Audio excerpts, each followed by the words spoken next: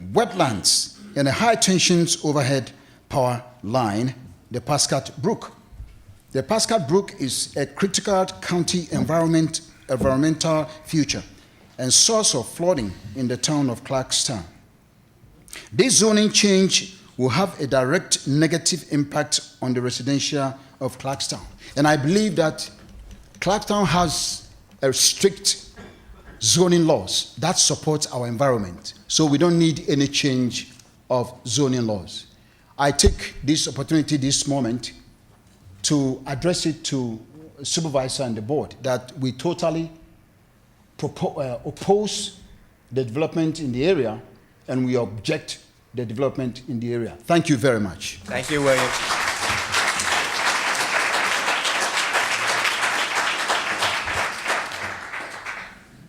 Okay, we have 4 more speakers who have signed up, and maybe others who want to speak.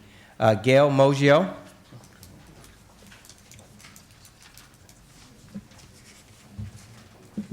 And then Deb Seidman.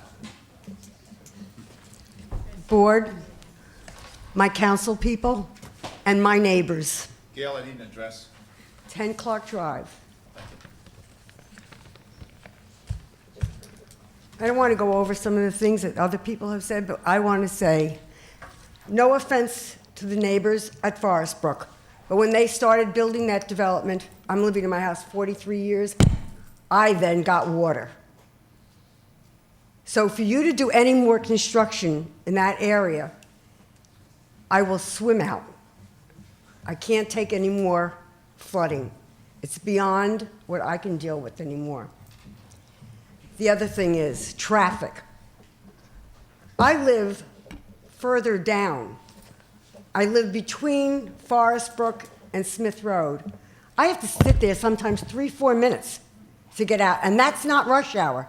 That's any time throughout the day. So to add more traffic, you're asking for problems. What about the children who are trying to go over to the Pascat Community Center? We have a traffic light there, but cars don't stop. They just keep going. They're whizzing by. They make Pascat Road like a freeway. Any more traffic, you will have more problems. The other thing is, I have a letter here from some of the neighbors that live right across the street from Forest Brook that have asked me to read this. And it says, these zone changes will direct negative impact on our residents in Clarkstown, specifically those of us who live on a near Springbrook Road and the surrounding area, which includes the town Pascat Community Center, would increase the traffic, the influx around our surrounding neighborhoods, and the environment and overdevelopment. Moreover, building multifamily resident homes that have 4 to 6 bedrooms limit the families that will be able to afford these houses, and discriminating against the families, preventing them from being able to purchase these homes. I ask you, as a resident, and I'm living in my house 43 years, to please reconsider this. Think of the other people in the neighborhood, not just of yourselves. Thank you, Gail.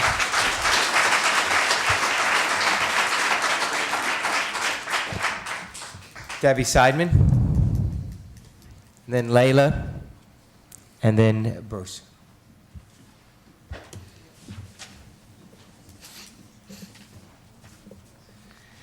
Hi, Mike. My name is Deborah Seidman Munitz, and thank you for having me here tonight. I live at 5 Rose Hill Road in Montebello. Before I come up and just talk about what I wanted to say tonight, one, I want to thank you for agreeing ahead of time to leave the public hearing open. I didn't hear you say specifically that you'll take written comments, but I assume that since it's going to be open, that you will be taking written comments. We'll take written comments, and we will have another public hearing, at least another one more, to take oral comments as well. Okay.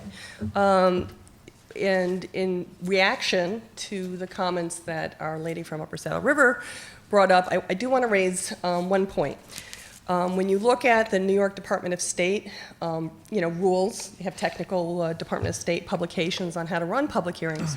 The purpose of bringing in experts to these meetings and planning for the experts at the meetings is so that the board would be in a position to ask questions and clarify things, which we would hope you would do. We will. And obviously, if you guys don't, and the public has questions of these experts, it is actually permissible for the public to ask questions, and it's the responsibility of the board, of the chairman, to make sure it doesn't turn into a debate. And obviously, asking specific questions is probably not meant to be turned into a debate. So I think you should encourage that. I know there are specific laws that are on the books regarding procedures for like site plan reviews and things of that nature with respect to public hearings, and also people who come up from the public are allowed to ask, the experts, for answers, specific answers, not debates. I did manage to get a hold of some of the plans, and I'm here because I'm a resident of the town of Rampo, and I have, I think, a little bit more familiarity with amendments to comprehensive plans than some. I have one question, which can be answered later, which was, were there any other amendments to the comprehensive plan other than for the Patrick Farm? That could be answered later. Okay. There were a lot of documents. I had come in to do a FOIL. I was not able to get all the documents because it was today. And I believe I have all the documents that were collected for the board. And it was very noticeable to me that there was a lack of the narratives and the CDRC minute notes that were available in the planning department, which I thought had very, very interesting and constructive comments. I think it's very important, and I would ask that those CDRC notes from the Muncie Lumber be included, and I would ask the board to please review them. They're not that many, they're very short, but I think getting a first blush on the reaction from like our town planner, the DPW, and things of that, I think it's important. And they're not as positive as some of the documents I think that were presented to the board. So I think that that's important. There are wetlands on the property. People have mentioned it. When you look at the large map for Muncie Lumber, they're not indicated anywhere. If you look at the map, the latest map for the smaller 171 North Pascack property, there are actually, some indications of these federal wetlands. Obviously, the Pascack Brook has riparian buffers, and it has these natural features designed to, protect the waterways. So I've highlighted in orange here these particular wetlands that extend off the property, and this area here is the part of the Muncie Lumber property where I see all of the detention ponds, the drainage features that are specifically put in place to handle the large development that's in place. Like we've heard before, I think it's important that the board take the responsibility to require proper final delineations signed off by the various agencies involved. We've gone through this path before, and I think it will save us all a lot of time to do that work and to force them onto the plans. I don't really need to say things, but the engineer involved has been involved in other projects which have led, like the ball field, to DEC problems. We've had a lot of problems with the Patrick Farm because we didn't visit this stuff up front, and now that the stuff is going through the agency review, I think a lot of interesting things are being uncovered, and I think it would have saved everyone a lot of time and money and agita if we had done the right thing up front. The comprehensive plan is overdue. It should definitely be revisited. It's time. And I'm not disagreeing that there is not more need for plan development and more higher density development in the town of Rampo. I would argue it's not here. I would argue it's not here specifically because this is an area that was left to be low density for a reason. It was left undeveloped for a long time for a reason. It's not as suitable for development, especially high density development, as other areas. It would have been developed by now. The fact is this particular developer has sat on a subdivision approval for years I know that it was showing up at least all the way back in 2010's tax map, so I don't know all the details, I haven't had time. But obviously, they've had plenty of opportunity to develop this. And in reading through the notes, these new plans are actually rather recent. And the question is, why now? What changed? What's special? If you go ahead and look at this area without looking at the entirety of the town of Ramapo and saying, look, we need more space, we need more development, the purpose of doing amendments to the comprehensive plan is to look at everything. The decision has to be a good decision for everyone. It can't be a good decision just for a developer or even the few people who might want to live in that specific development. It has to be something that, you know, you've really looked at everyone's interests and you've identified it. And if this is the right property, let it come out of, you know, a concerted effort to do the right thing and look at all of the properties. There's a lot of development that I think would really enhance the town of Ramapo and provide affordable housing and high-density housing and things that are more suitable for the people who need space. I don't believe it's here. So there's no needs analysis in the documentation I was able to find. Without all of these types of typical analyses, it still is spot zoning. I know that there was an effort made to say, well, let's not do it for this one developer. Let's do it for the two developers. Let's throw in a few more things. Let's look at this little area. It's still not enough. I know it's sort of an attempt to sort of address the spot zoning issue, but it really still does not address the legal requirements, you know, for doing amendments and looking at things as a whole. So I think we need to take a step back and do a lot more analysis if you really want to consider this an amendment to the comprehensive plan. This documentation has a lot of images. When they're obtained under FOIL, I keep asking if you guys could scan things and ask people to submit them in PDF form. These kinds of things can be blown up and you can look at the details and appreciate the colors. Any document that is copied, right now, scanned or otherwise, is, you know, any image, diagram, or whatever, is barely recognizable. It's really difficult to see what's going on. So I would ask that during this open public hearing process that you please ask whoever, you know, did these documents to please submit PDFs, okay, online. Just ask the developer to do it, ask the town planner to do it. Just submit a nice PDF that somebody can go in and actually see what's going on. I did look, and I see notes, some notes say that there wasn't a water sewer capacity study done. There are comments saying that everything is fine, but with no backup. I didn't see any comments from the sewer department one way or another, and obviously we did have that $1 million problem that she alluded to earlier, the woman from Upper Saddle River. So we don't want to have another one of those issues. I didn't see any United Water documents or anything from the Department of Health with respect to water. I saw diagrams in the comprehensive plan amendment that don't even match the latest developer maps.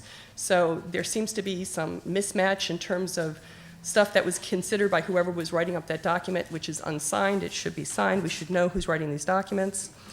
So I would say the next version of it that's updated for the purpose of answering questions should include the author. I think that's important. She asked earlier about the number of bedrooms. I had a similar conversation. Spacing of the buildings. Obviously, this is not a site plan review, but the problem with doing the comprehensive plans this way, you know, in reaction to a site plan, is it sends a bad message. So instead of saying, what's our need? Where do we go? What are we trying to do? What's the right thing? By going in and saying, here's a specific site plan, and let's take a look at it, and let's consider this in the context of this specific development. You know, you're suddenly thinking through all these site plan issues when it's really too premature. That being said, if you go into the planning process where someone has already gone that far down the road, like this woman had said earlier, there's this implicit and tacit, like if you guys sign off on this, there's this like tacit sort of approval that this is a great plan when mechanically, technically, engineering-wise, it may not be a great plan. And I think it's really problematic to be considering something specific. Either you're going to consider something specific, in which case it should be very specific. There should be bedroom counts. There should be building spaces. We should know the heights of these buildings. Are they 2 stories? Are they 3 stories? Is it the Knolls or is it, you know, Butterfield? I think we need to know what the concept is. Like I said, I think it's time for the board to take the leadership on dealing with the comprehensive plan and getting all the communities involved. It was very divisive back in 2004. It led to a decade of divisiveness. And I think that people are tired of the divisiveness, okay? And I really believe that there is a very wide audience for seeing leadership come together, gather up the communities, get level-headed people, start to figure out some solutions.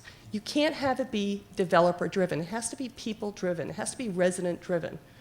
You've got to look at it in its totality. You guys really can be part of the solution, and you should be, and we want you to be, okay? Things are going to change, but it could take another decade. Right now, we're faced with this. I would say you have to go. Don't just override the county. Don't override Clarkstown. Don't override the residents who don't want this. Force there to be a better and more comprehensive view. And it's okay to say no now and then revisit it and allow them to come back in when you've come up with the right plan. And maybe the right plan for this is something between MR12 and R15. Maybe the right plan is, as it was in the comprehensive plan, R15 with clustered housing. You want to do a gimme and say, hey, I want a little incentive to get you to do the right things and move off these steep slopes and this brook and the wetlands. Okay, we'll give you a 10 or 20% uplift. It'll be a little cheaper for the developer to do. There could be things that you can do, even pilot or tax-wise or otherwise, to incentivize good development here. A lot of development where you leave trees, okay, is going to make a difference to the brook, which is already having very stressed, it's very polluted, it's identified as a problem area. We can't be doubling down on the pollution in that area. That's it. Thank you. Thank you, Deb.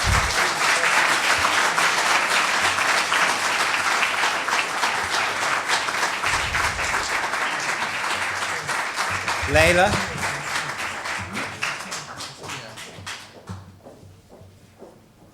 Is Leila here?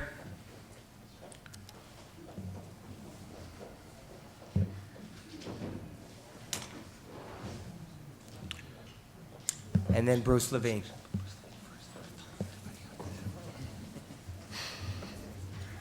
My name is Loyola Vio. I live at 53 North Pascack Road. I actually live right in front of the community center that the other woman had spoke about. I live at the stoplight. I have young children there. The gentleman spoke about the traffic. There's been numerous occasions where I have a visually impaired child that the way the stoplight works, you press the light and then you can cross. It stays green until you press the light. My son goes to go across the street to the community center and he's almost hit by a car because you have people speeding through on Pascack Road, just blowing the light. So now we have a 210 unit development coming in. Only God knows how many people is going to be living in each apartment. So we're getting 400 more people into our neighborhood to drive through there, to how many more people are going to be blowing that light, how many times my husband had to go outside and help a child because someone is running the light and the child is scared, or trying to pull out of my own driveway. I can't eat on a regular day. That's without this development. I'm sitting in my driveway 3-4 minutes before I can even back out of my driveway to leave.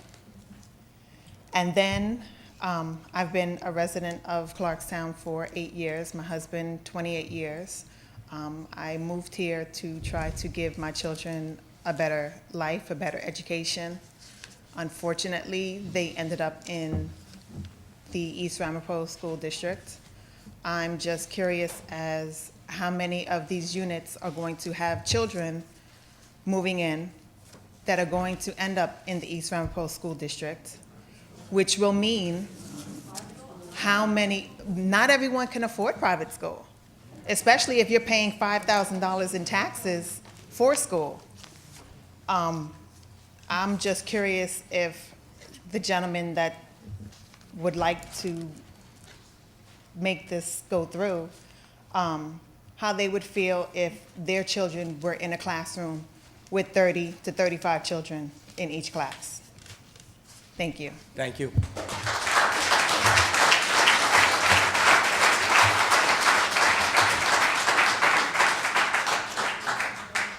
Bruce?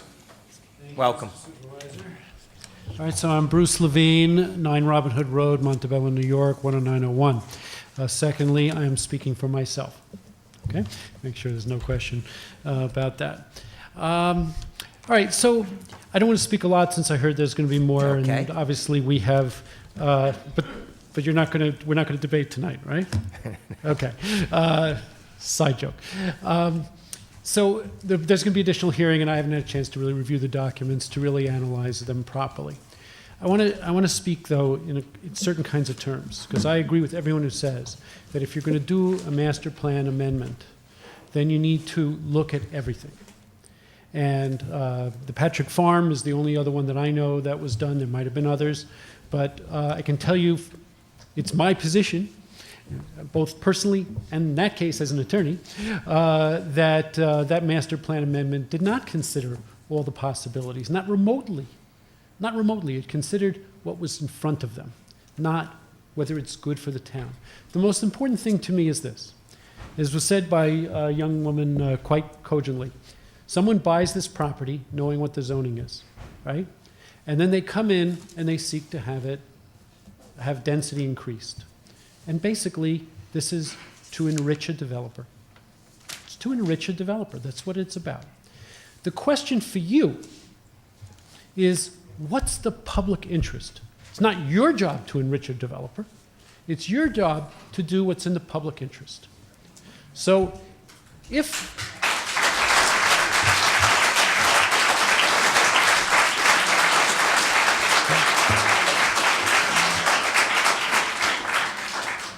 but I want to be clear. The public interest is a consideration of all of the interests, and to figure out what we need in the entire town and how it would affect all of the surroundings, including in other towns. So I don't know the answer to that question. Okay? I'm not presuming to know it, especially for this particular lot. You who live there know it much better than me. Okay?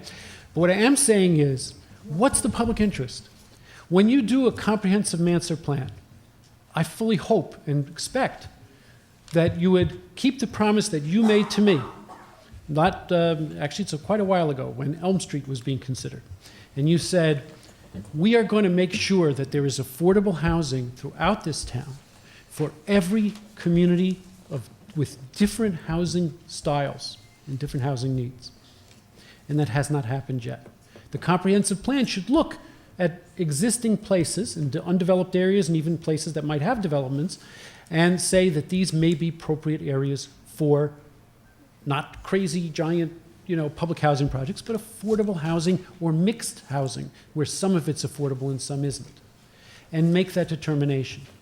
You might find that this area was zoned with clustered, which makes sense to me because of the wires and the slopes, and there's some wetland on it, and I really haven't looked at it to give you a full answer on that, and I hope I will weigh in on that. But cluster developments is good, but you don't have to go with some pre-existing zone, right? You don't have to say, okay, well, we have an MR12 zone that says 4 to 6 bedrooms, for example, right? You can say, if you did a proper master plan review, you don't have to say yay or nay to a developer for what they want for their own pecuniary interest. You can say, wait a minute, what do we need that's in the public interest here, right? In overall, and then in each particular place as a pattern of doing things that are really good for the town. You can create your own zone that says things like, and this is my primary issue with this proposal, if you're going to build any kind of multiple units in this town, you need to remember that the number of bedrooms is a determinant of the diversity of the people who are going to live there. There are people who need 1 bedrooms. There are people who need 2 bedrooms. There are people who need 3 bedrooms. There are people who need 4 bedrooms. There are people who need 5 bedrooms. And what should be happening when you approve multiple dwellings is that should be built into your zone, that there be mixed. Why can't we have integrated housing in this town that's supported and encouraged by you, the entire board? Why do we have to have separate types of housing?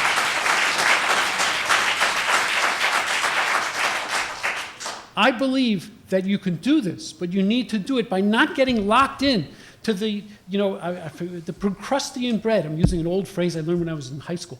Procrustean bed, where you're trying to fit this tall guy into this little teeny bed, And you got to, so how do you do it? You cut the feet off, and you cut the head off, and you cut the arms off, and that's how we do it. And then it fits, right? So, make the right zoning choice. Don't let someone else tell you what to do. If you think this is a parcel that should be changed, maybe you won't. But if you think that after you look at all the parcels in the town, then you have to ask yourself, what should we change it to? And how would it serve everyone? How would it serve the same kind of people who live in that area? The area in Clarkstown, which I never really grew up in as such, because I'm around since I'm 4 years old, since 1960. That's a beautiful, beautiful old area that, at least from someone like me, I've not seen that area change in any kind of significant way. It's a beautiful old area in the 40 years that I've been driving through there. And, I've been driving, or being driven through it. And, I really think that that has to be part of your consideration also. But the way you consider, but first and really foremost, is to consider the needs of the entire town, the needs of every group in this town, whether it's ethnic groups or economic groups, however you want to define that, and whether it's affordable housing or not. If it's going to, I heard it said that this was going to be affordable. As you know as well as I do, what does that mean, right? It's still going to be, who is going to get that affordable housing? Those details have to be determined. You should be in charge of that, not the developer. Thank you. Thank you, Bruce.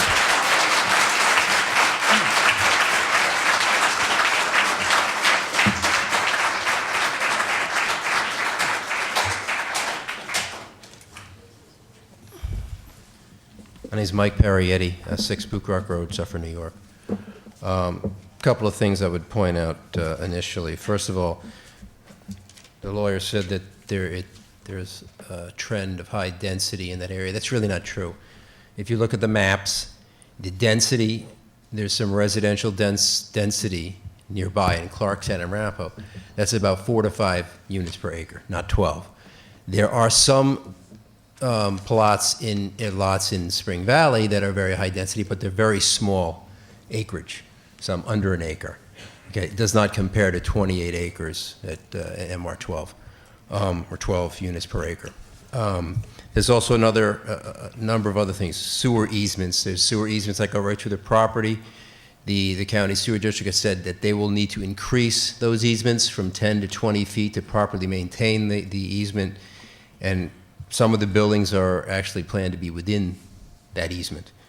As been mentioned by other people, there are some environmentally sensitive areas designated by the EPA on the site, and those sites, you can't traverse those with sewer lines or anything else without getting a special permit from the federal government, and that doesn't seem to be taken into consideration in the plan.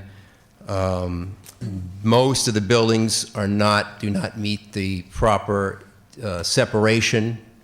They're too close. I think it's supposed to be 30 feet, and they're 25 feet. And the other thing is that even with this zone change, you're still going to need a multitude of variances.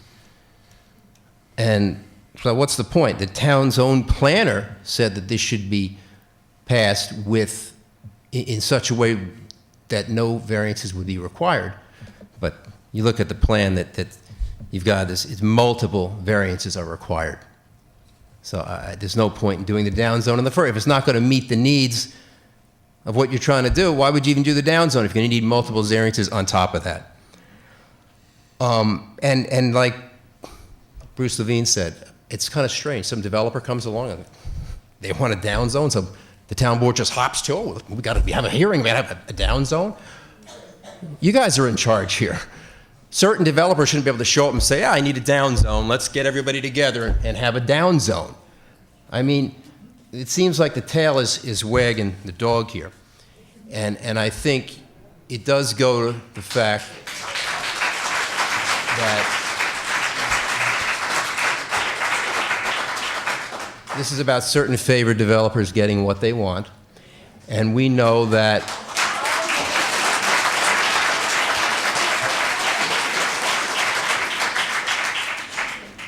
we know that based on the floor plans of 4 to 6 apartments, that this is a community that will be developed primarily or exclusively for the ultra-Orthodox community,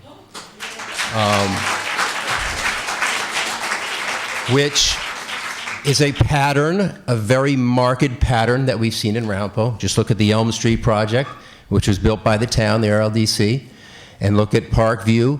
These are developments that are strict. You go by there, they are exclusively for members of the ultra-Orthodox community, and no one else is allowed, and I'll say that, no one else is allowed to move into those areas.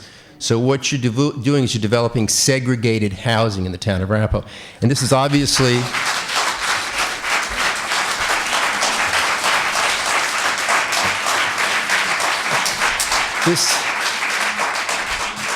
this is another one of those plans. And they said that there's a trend of high density in the area. That's really not true, as I said. But I can tell you one trend that we do have in Ramapo, and that is ethnic diversity.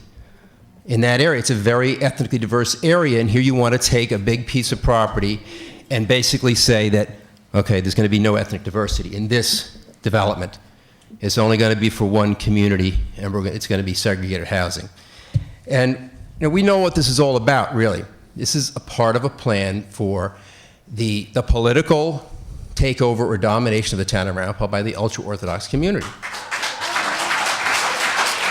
And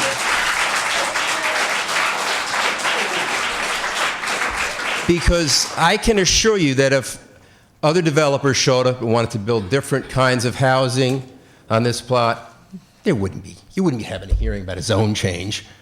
And whatever they asked for would be denied.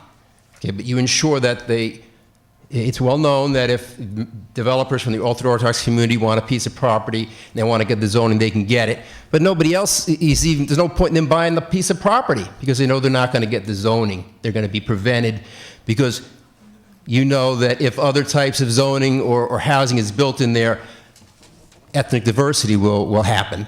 And that doesn't help the vote count. Because this is not about the public, it's about your self-interest. You want to increase the block vote so that you can be repeatedly elected no matter what.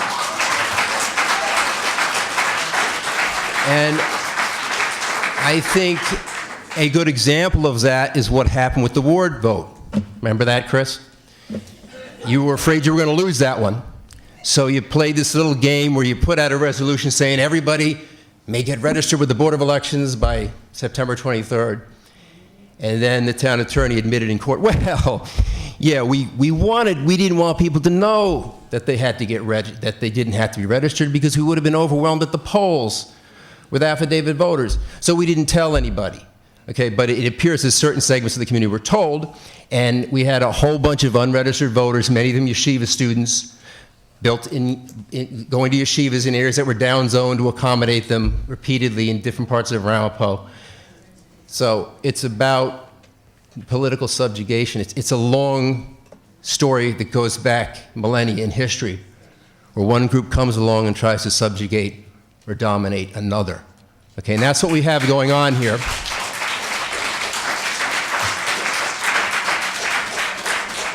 And we know what's going on. Okay, we're not going to stand by and just let it happen. And frankly, Chris, this is a federal issue. Okay.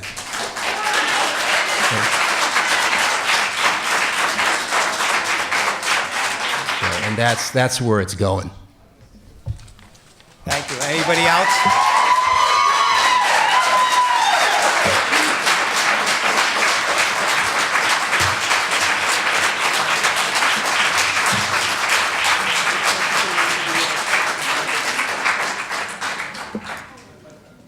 Is there anybody else who would like to address us at this time? Speak? Come right up.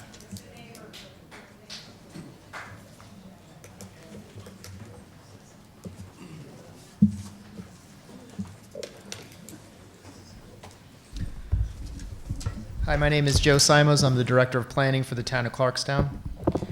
I don't want to reiterate what's already been said, and I realize this isn't really a question and answer. I'm at 5 Beauregard Terrace in Congers, New York. I I think the town's position has been pretty well represented by Councilwoman Lasker and Councilman Homan. But I wanted to basically make 2 points. One is having to do with seeker and one has having to do with comprehensive planning. As was mentioned, at the earliest point in the process is when you need to do the environmental review and provide that information to interested and involved agencies. The first step in this environmental process is the lead agency. We haven't received anything in terms of lead agency. At least we don't have any record of it. But I don't think there's any doubt that the town is interested in this. We're definitely getting involved in it. And I think we should have all of the materials sent to us, all of the environmental materials, all the analysis that was done on this project. And really the process to get that done is through an environmental impact statement. So the town board, the planning board of Clarkstown has recommended to your board that really a positive declaration would be appropriate for this type of development or this type of action. I think there's no doubt that there's a potential and adverse impact to traffic, drainage, schools, community character, wetlands, Pascack Brook, the steep slopes. There's quite a bit here that I believe would warrant that positive declaration and environmental impact statement, really to get all those materials out, get the comments that you need from all of the interested and involved agencies. And that is really just on the zone change, because on the amendment that you're talking about to your comprehensive plan, I really think it's an indicator. It's one thing to amend a comprehensive plan because you maybe missed a goal or an objective when you did it the first time. Our comprehensive plan, the original, was from the 1960s. Every 10 years, we updated it, and we updated it. We updated it up until 2000. And then when 2009, we decided we needed to start with a new one. And even though by state law, every new one is an update, we started over. It was a new comprehensive plan. And we, as was mentioned, modeled it as an environmental impact statement. So I encourage the town of Ramapo to look at that. Look at your comprehensive plan, really look at it as an environmental impact statement. It hasn't been done a lot in the state, but it's a great way to look at all of the land use throughout your town, look at it with a fresh perspective, because if you have amendments like this and you're really considering amendments like this, it's an indicator that maybe you really need a new plan and you really need a fresh look. You need the workshops and the public involvement so that you really are representing the goals and objectives of your town. Thank you, Mr. Simon.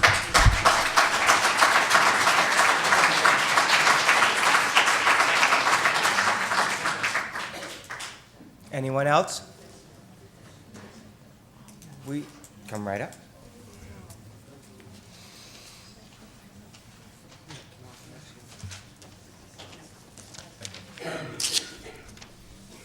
I really had no intention to speak tonight. My name is Marcia Greenberg. I live at 7 Ruston Lane for the last 35 years. Ruston Lane, or Ruston Estates, is across from Forest Brook and is directly across the road on Pascack Road from the proposed development. Over the years, I have been involved with East Ramapo School Board meetings and have been president for East Ramapo PTA. My children have gone through the schools. I have seen changes in the school system. I have seen changes in a once very proud district to become some that people are just running away from. Even though the children that might be attending living in this development will not be attending East Ramapo School District, all of us will be paying for the busing that they are entitled to. This will be another financial drain on people like myself who live in the town of Clarkstown, but pays taxes to East Ramapo School District. I am in a townhouse development. We are multifamily. We are 25 homes on approximately 6 acres of land. When there is multifamily development in Clarkstown, it seems that they are limited to bedrooms of 2.5 to 3 bedrooms. I was also involved with the Timberline or Hamlets development in Clarkstown, so I'm very well aware of what the restrictions have been over the years. I am very concerned about the drainage. because there will be many, many more houses in the area floating down on our little 25-home development. All the houses surrounding us are one-family, single-family developments. The tunnel is a major concern to me. That one-lane tunnel was probably built sometime in the 1800s. They have finally put a light in front of the tunnel, so if you're making a left turn into Pascack Road, you can see the tunnel entrance at night. On our street alone, you cannot make a left turn onto Pascack Road unless it's nighttime, when you see cars coming towards you. There has been many accidents, unfortunately, one fatality, just trying to make a left turn out of our development. Now add 240 homes to this community. We're looking at a site plan. I am very curious about the about the release. What are these buildings going to look like? Are they going to be 4 stories tall? Are they going to be 8 stories tall? We are looking at a very dense community. I know we're not here to answer questions, but I do have major concerns. Most of these have been spoke about prior to this. I have been here 35 years. I have no intentions of leaving. I am still working in the community, and I am quite aware of some of the construction concerns. I am working for a major construction company in this county, and I do have concerns about what is being built here. Thank you, Marcia. Thank you, Marcia.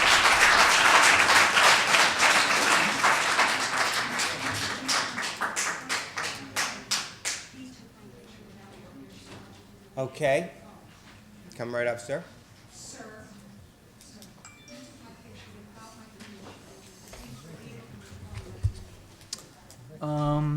My name is Stephen Lee, but I'm reading remarks that were sent to me by Lori Seaman, who lives at 179 South Mountain Road in New City.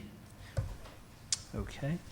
Excuse me, could you spell your first name? No, sir. Her, You have a sheet? Oh, thank you. Oh, you're going to read a statement for her. Yeah, okay. And your name is? Stephen. Stephen Lee. Thank you, Stephen. Sorry. Okay. To the town board, as a member of the Rockland Water Coalition, who has been working overtime to see that Rockland County does not resort to desalinated, radiated Hudson River drinking water, which would be exorbitantly expensive, I have a few questions for the Town of Ramapo supervisor and the boards. Why, Supervisor St. Lawrence, are you so vocal about no desalination for Rockland when you are not vocal about better water accountability in your own town? And why, and this is to the Ramapo Town Board and the Planning and Zoning Boards, do you not see the problem of shrinking up the healthy lands and waters around you to nothing? The decisions being made in Ramapo carry a liability for health and well-being of the people of Ramapo and the people of Rockland. There is a growing sentiment of intolerance towards the town of Ramapo for failing to be accountable in these matters. And it is time that the leaders of Ramapo ask, what aren't we doing? What are the better planning and management practices? As a member of the new Rockland County Water Resources Management Task Force, I see that it is imperative that all leaders become aware of the consequences of failing to take right actions at this time. We share in the concerns of the Ramapo River and the Mahwah River. It is time to join forces and plan with helping one another. Please do not rezone so that poorly conceived projects can sneak through the standards. That is a shady practice. But then, if you cut down all the trees in this area, you'll be in full sunlight, and there will be no more places to hide. Your choices are not as you think, only about Ramapo. There is growing discontent around your town, and this cannot be good for the future of your town or for Rockland. Do as the people in the hearing tonight are asking. Build only with mindful zoning that adheres to respect for the life of the waterways, the aquifers, and the future of Rockland. Thank you for your consideration of my view. Signed, Lori Seaman. Thank you.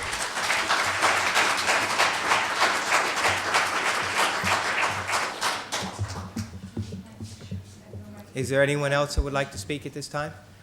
What we'll do is we will adjourn. We will ask the applicant and both applicants to answer all the questions that were put here tonight, and we will notify everyone that was here, and also publicly, but individually from the list of people, when the next public hearing will be on this. And we'll adjourn it until that time and continue the public hearing. I believe the And we will take any written comments as well. I believe the next evening meeting of the town board is December 10th. Would that be? So why don't we, later in our meeting, when we continue our regular board meeting, we will set December 10th as the next public hearing date. I would, for this.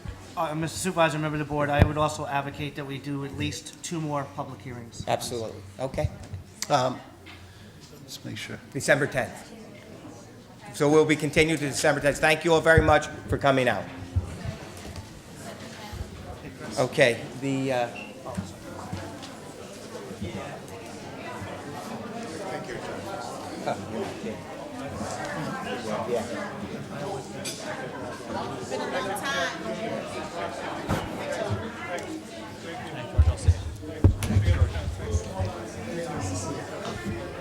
Hey, George, we,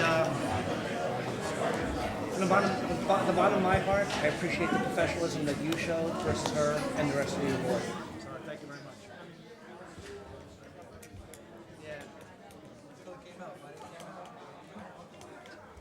No, it finally came out. Yeah. All people looking like me. But if we're gonna start sending our own town planners and resources, we could do that too. You know? So if we're gonna start sending our own town planners, beware when you ask for them. It's adjourned. Till, moved by. adjourned by Debbie. And Brendel second. All in favor? We don't.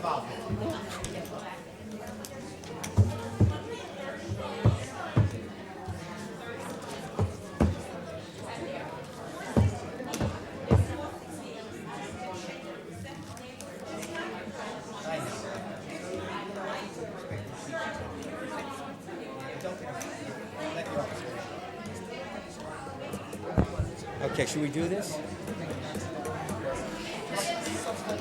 You want to recess? Yeah, all right, let's go.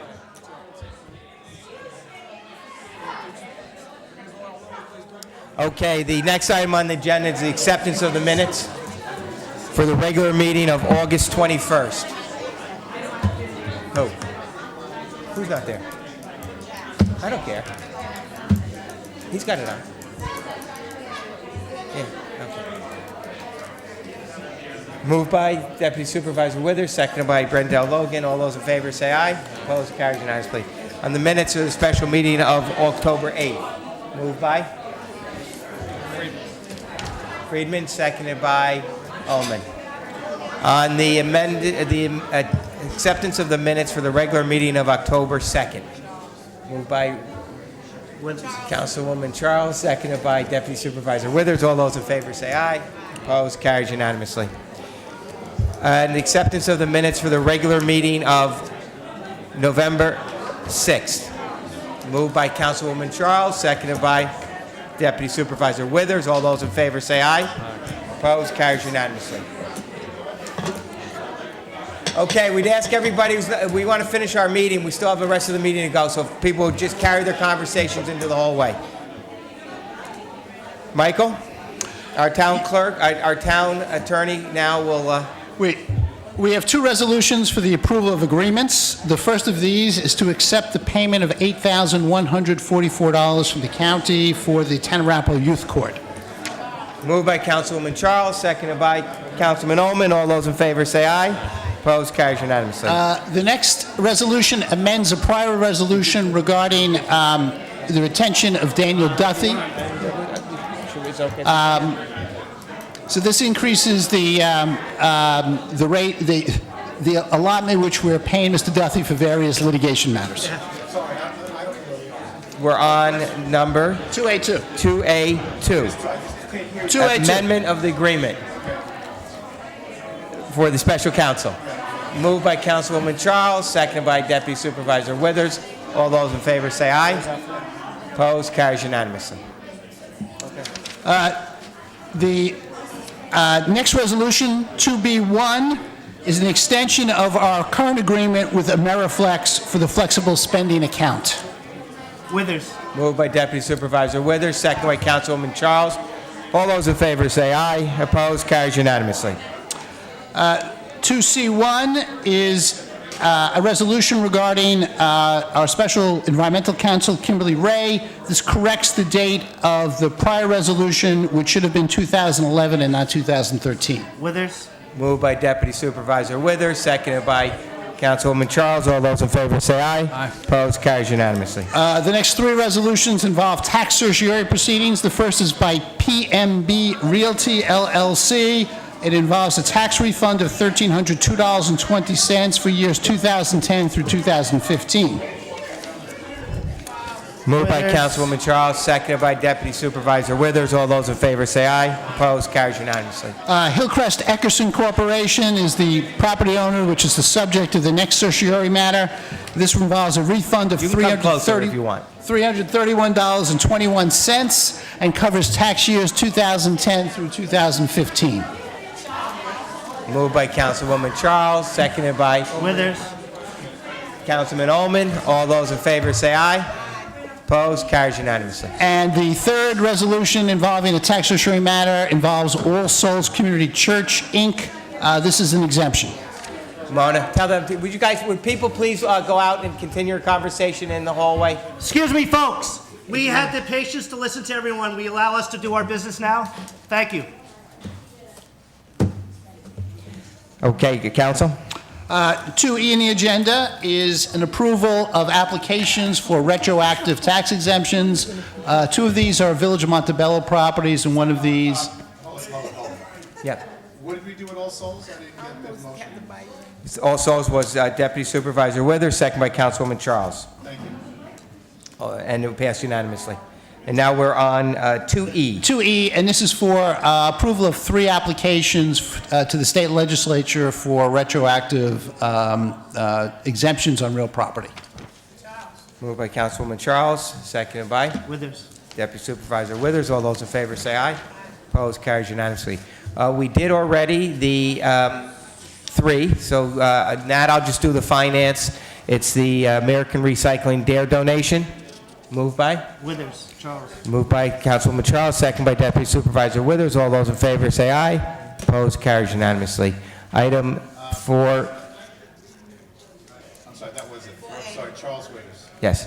And 4B is the amendment of the capital budget to the debt service. Moved by? Withers. Moved by Deputy Supervisor Withers, second by Councilwoman Charles. All those in favor say aye. Opposed? Carries unanimously. Next is purchasing. Mona Montello, Director of Purchasing. Thank you, Mr. Supervisor. Item 5A, one is the acceptance of the bids for the printing of the 2015 Summer Activities and Facilities brochure. We're asking you to accept the bid of Star Press of Valley Cottage in the amount of $16,550. Moved by Councilwoman Charles, seconded by Withers.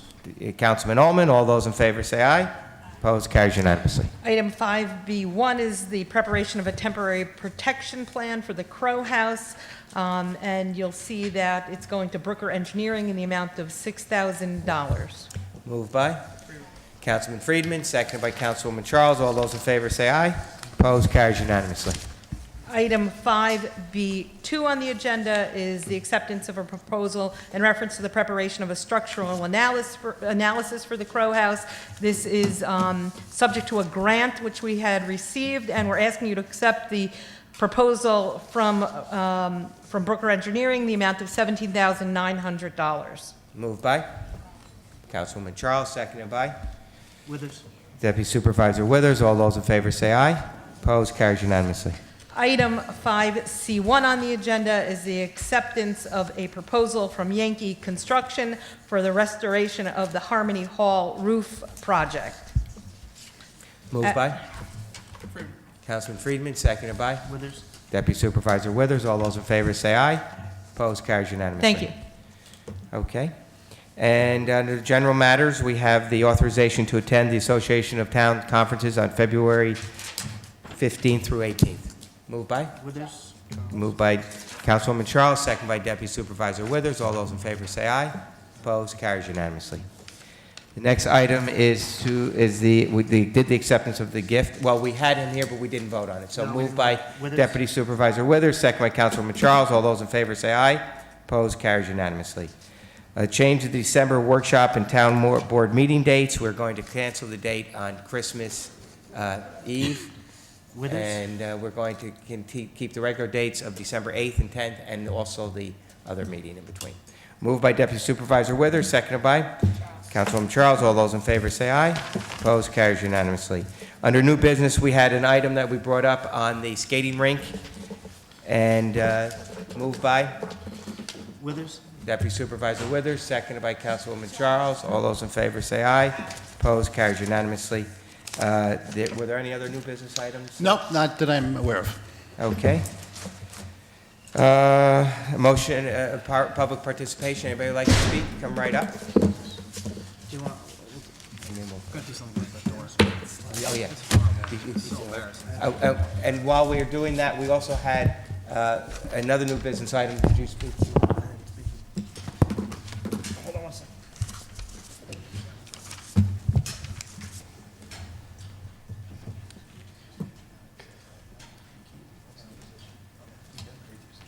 Okay. Okay. All right. We did kind of. Yep. Okay. Go right ahead, Robert. You have the floor. Robert Romanowski, 183 Maple Avenue, Muncie.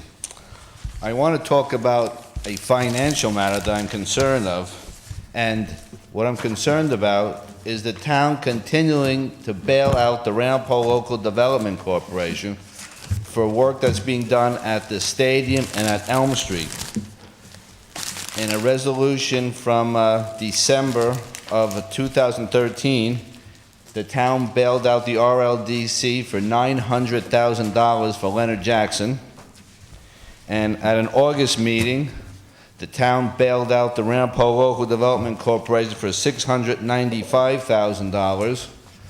That was for their bond counsel of Pannone, Lopes, Devereaux, and West.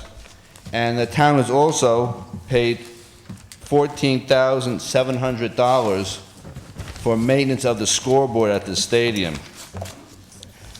This total comes to $1,609,700 of taxpayer money to bail out the Ramapo Local Development Corporation.